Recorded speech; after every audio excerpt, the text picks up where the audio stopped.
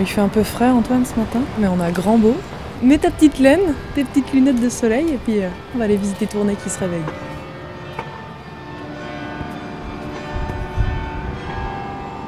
« 257 marches plus tard. » Tu les as comptées?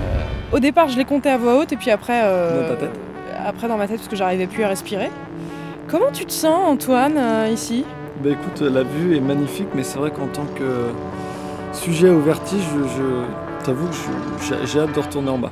Alors Geoffrey, qu'est-ce que tu fais dans la vie en fait? Je suis journaliste pigiste à Lille. On est à Tournai, une ville très historique. Le Beffroi, donc classé patrimoine mondial de l'UNESCO depuis 12 ans. Et le classement a lieu en 2000.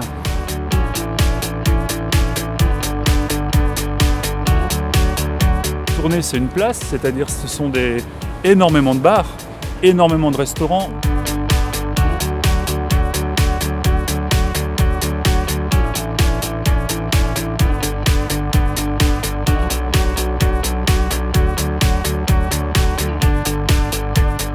C'est le pont le plus ancien de la ville, le pont des Trous, qui a été joliment restauré.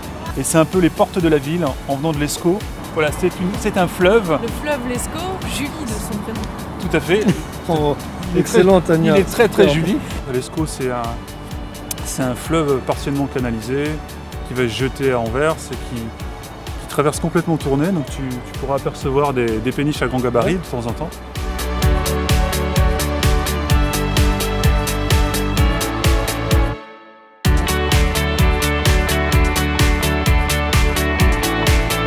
Il y a un truc très marrant. Si tu as un jour l'occasion d'appeler au téléphone en Belgique, tu verras qu'ils terminent toujours leur conversation par « ça va », qui veut dire en gros « ça va, c'est terminé ». Alors que nous, on la commence par « comment ça va ».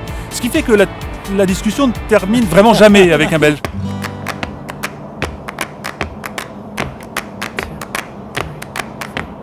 Il y a aussi toute une série d'installations culturelles qui environnent l'intramuros pur et donc qui se situe notamment au Grand Tornou où là on peut visiter un ancien site minier et qui est aussi un peu le témoin d'une organisation de vie en société qui était vraiment typique de la fin du XVIIIe, début du XIXe siècle, avec le MAX, le musée d'art contemporain, sur le même site.